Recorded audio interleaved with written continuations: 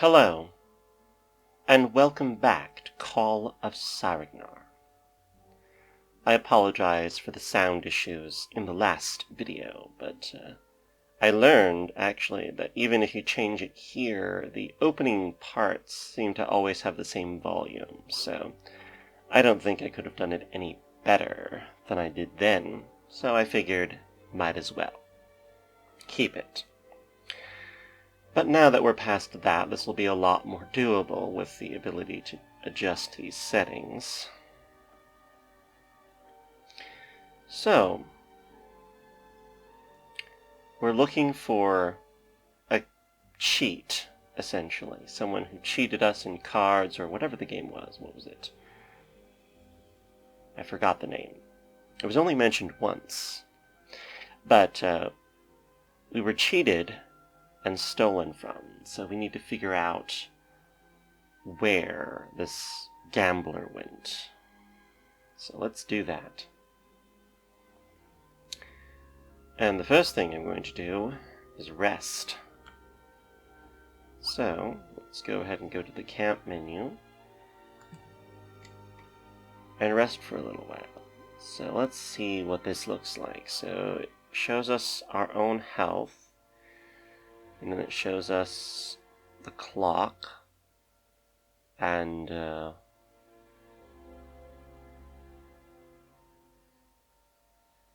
don't know if this is the daytime, and this is the nighttime. Don't know what time it is right now. I don't know if it... Oh, it's right there. Silly me. So it is just a little bit before sunrise, which makes sense considering my previous video. I could do guard shifts, or I could do a cold camp.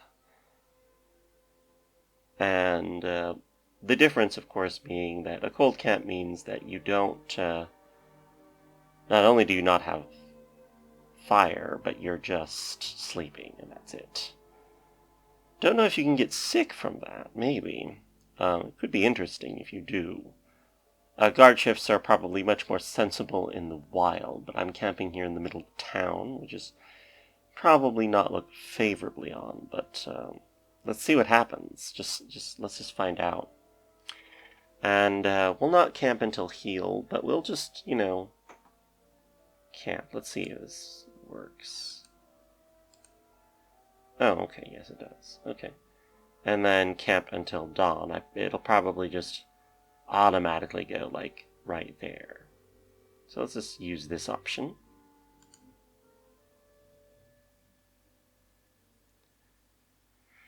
And now we can actually talk to people around here. I would have probably wasted my time wandering around anyway, just like I did in the previous video. Now at least I got a little bit of shut-eye. Alright, so let's do an investigation. Let's take a look.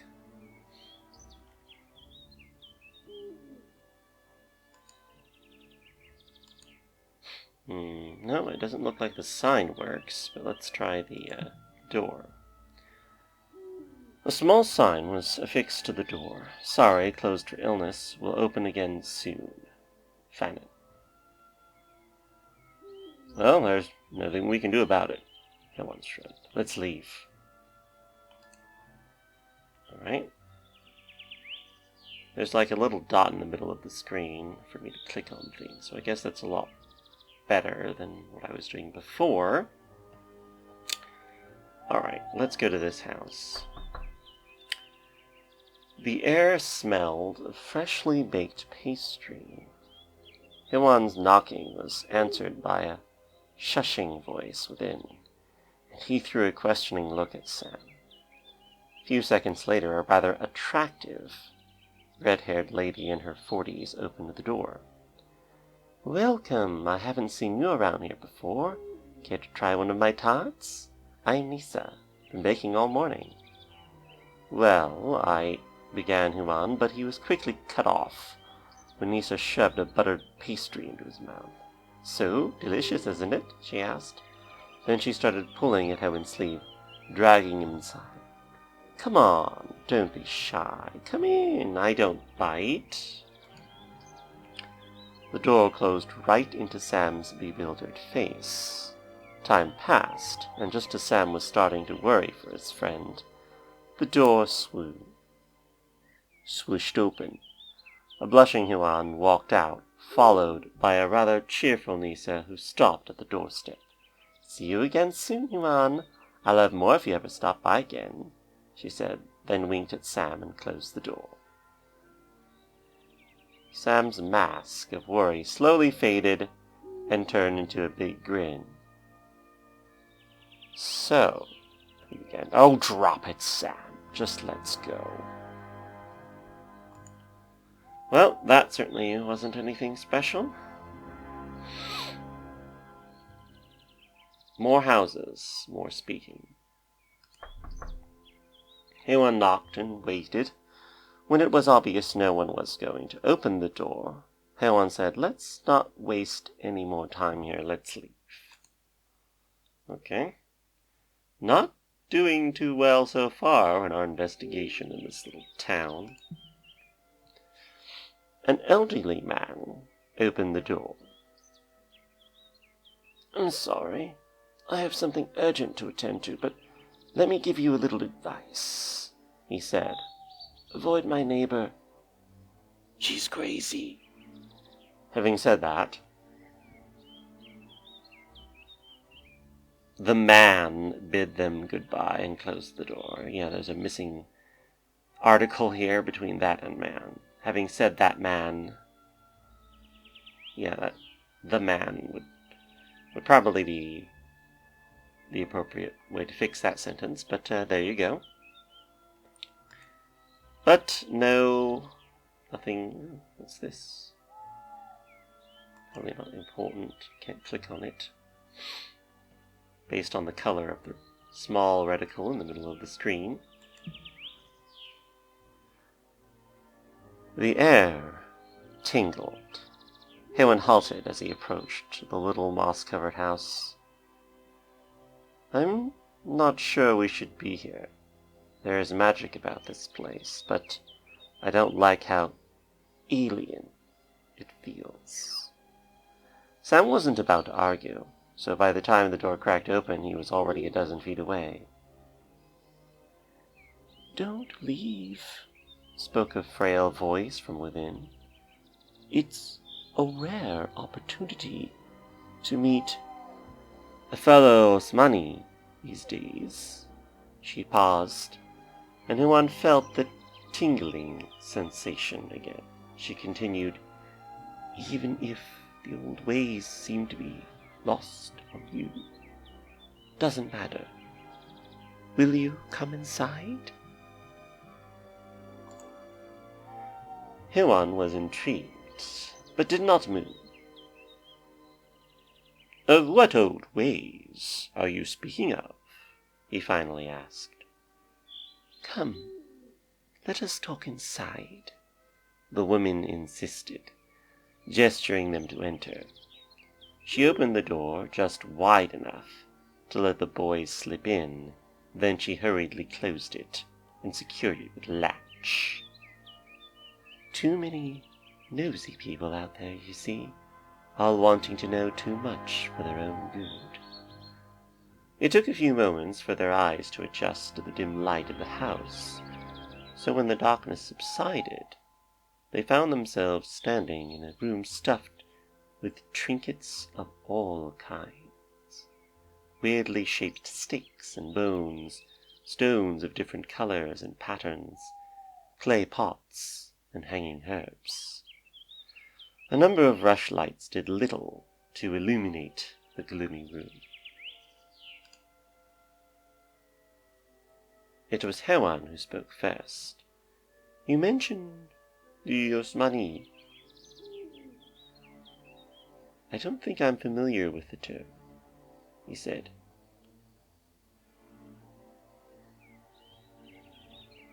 Oh, I did that voice wrong. You mentioned the Osmani.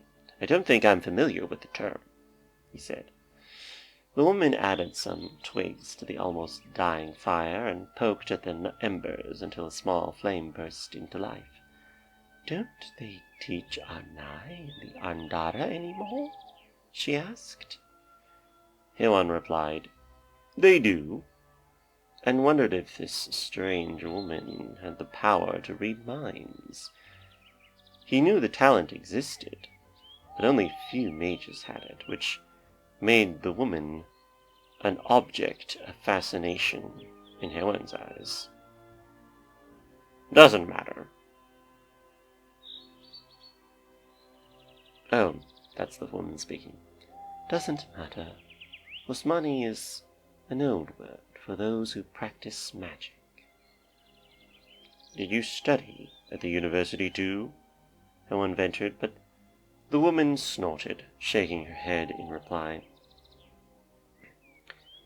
"I wasn't born in nobility like you were."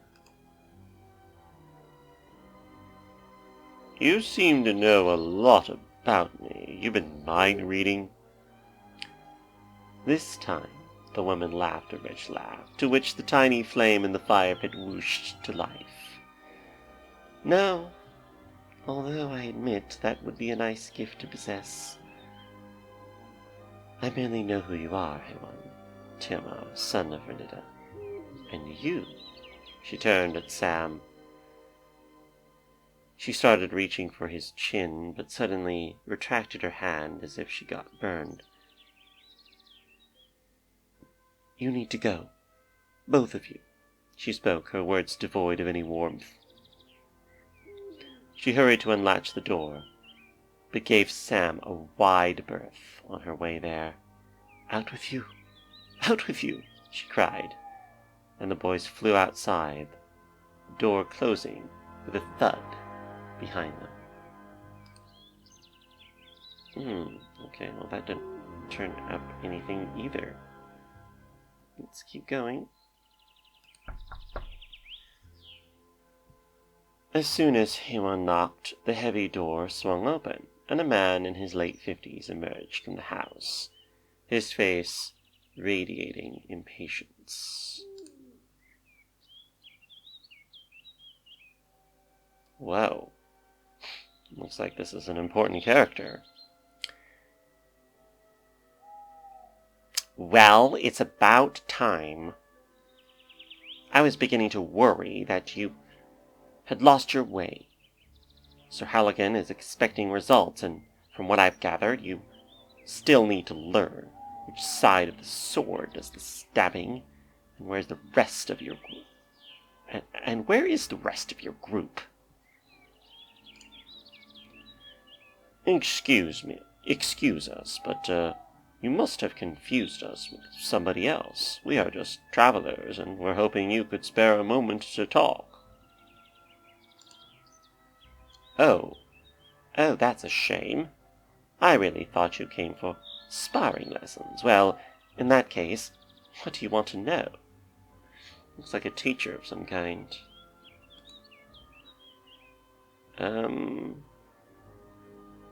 Lessons?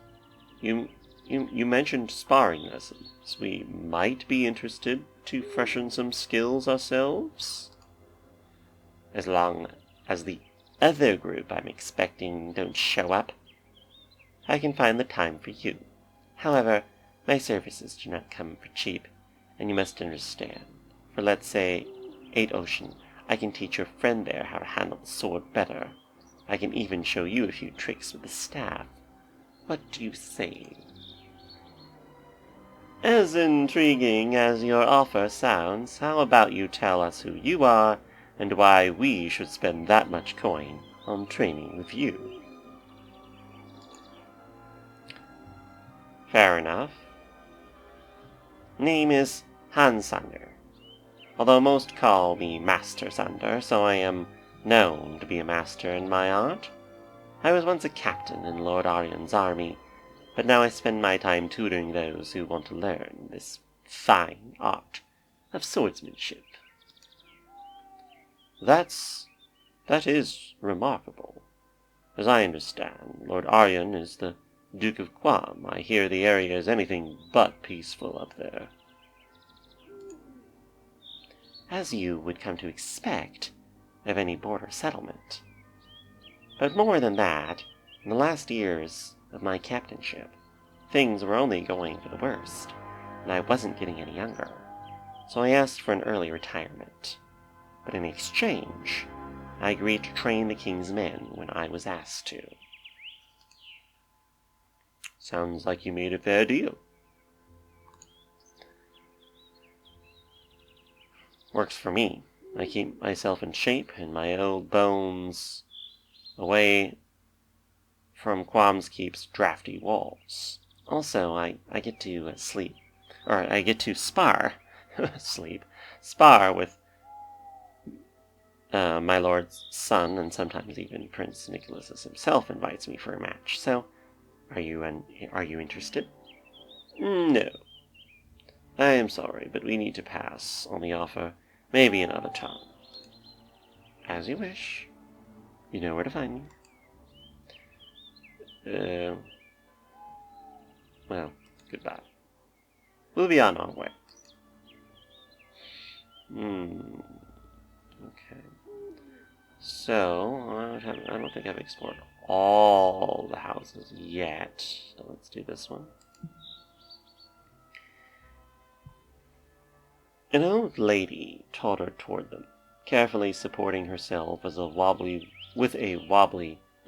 a wobbly wooden cane. She carried a small, shallow basket with freshly picked flowers in it. May the gods spare you the hurdles of old age, boys. Huan smiled and helped the lady sit on the bench. Thank you, dear, she said, and her eyes locked on his for a while. Huan smiled uncomfortably. You know, you do remind me of someone. Are you from around here? My mother was born here. He said, oh, sorry. My mother was born here. Oh gosh, I got that wrong. You know, you do remind me of someone. Are you from around here? My mother was born here, he said, pointing up at the manor house. The woman looked puzzled for a moment, then she brightened up. Oh, but of course. You must be Huan, Lady Renita's son. Yes, that's correct, he said, curiosity taking over. Do you know my mother? If I know her, of course I do. I am Marith. I worked in the Lord's kitchen for nearly 40 years. Me and your mother used to be quite close, you know. Huan nodded. Is she and your father in good health? Marith asked, genuine concern in her voice. Yes, they're doing well, thank you for asking. I'm glad to hear that, she said, relieved. Then after a moment of silence, her expression clouded over, and she said, I was picking some flowers for my dear George. Today'd be 57 years since we got married, she said, her eyes lost in memory.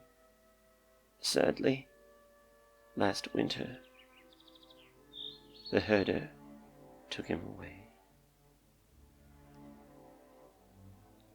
I'm sorry, was all Huan could say.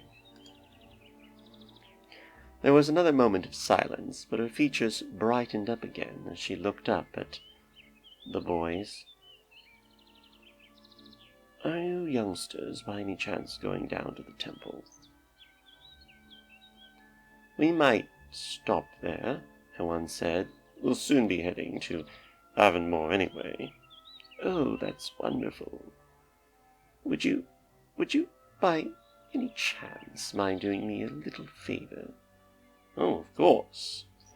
I hate to be a burden, but could you take these flowers to my husband's grave, since you're traveling that way? If it's not too much trouble, of course. We'll be happy to, Marith. Her face lit up, revealing the look of a much younger Marith, who Hewan judged must have been a beauty in her youth. Thank you so much. Wait a moment, will you? She said.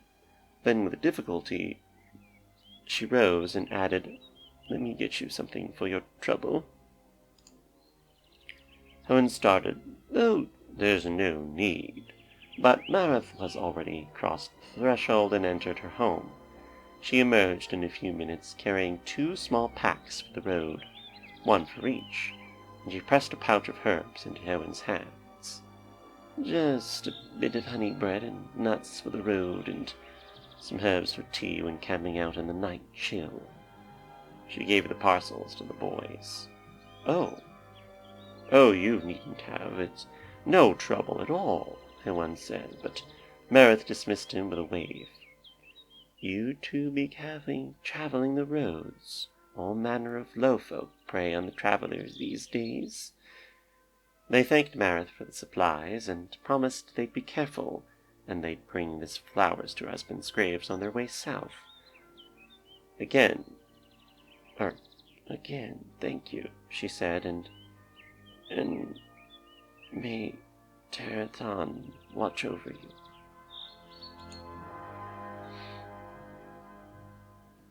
Okay, so I've just gotten around in a circle, and I haven't seen anyone. That makes sense. Yeah, let's do this building over here, just south.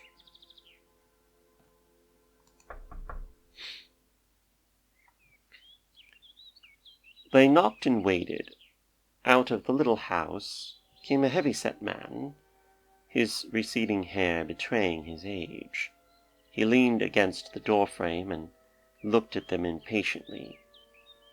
Yes? What do you want? It was Hewan who spoke. Excuse us, but we are looking for a man who stayed at the inn, a gambler. Don't know his name, but he did leave in a hurry not too long ago. The man was about to speak when his look was diverted past Hewan's shoulders and towards Sam, who was incredibly enough expertly juggling a pair of knives. Not taking his eyes away from the skilled display, the man said, Yes. In fact, I did see someone, though I haven't seen his face. I just got up to take a piss when someone ran past me like his boots were on fire. Hewan brightened. Did you see where he ran to? South, out of town, I guess, the man answered absently, then called out to Sam, Hey, nice trick. Where'd you learn that? Snapping out of whatever trance Sam was in, the young rogue put away the blades and looked at the man as if not understanding the question. He then walked closer to Hewan and whispered in his ear, What's he talking about you? Juggling. Throwing Hewan a questioning look, he said, Juggling? What juggling? Hewan raised an eyebrow and said, The thing with your knives flying through the air and all that. Oh, was all he said, looking down at knives behind his belt. Then a worried expression clouded his face. Hugh, I think it's happening again. I'm losing it. Huan placed a hand on Sam's shoulders and sighed. You've lost it a long time ago, Sam. Seeing his longtime friend was not amused, Huan said, You'll be fine. You just need a good night's rest, that's all. The pair excused the now baffled man, thanked him for the information, and left. Okay, so this is the direction he went. Not the other way. Okay, that's very helpful, actually. It's likely he followed the roads. So let's continue. There seems to be another building over here anyway.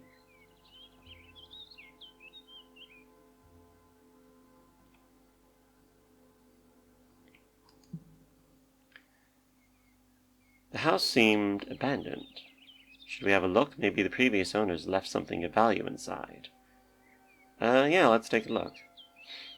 Save for a broken chair and some pieces of pottery scattered on the floor, the house was remarkably empty. This place was looted clean, said Huan, kicking at the debris. Sam, however, was kneeling and examining a section of the floor with interest. He slid his fingers along the edge of a wooden board, and as expected, the board gave way. Aha! He exclaimed triumphantly. Lifting the piece of timber, he discovered a small, jingly pouch hidden within. Kingdom coins. So I'm going to... Okay, that's an interesting way to do it. Alright.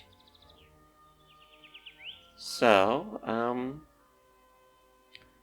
this seems to be a good place to stop before we head even deeper into the wilderness. Sorry if I didn't get much action this time, but all that reading kind of wears you out, I think. So, thank you very much for watching, and I'll see you in the next video.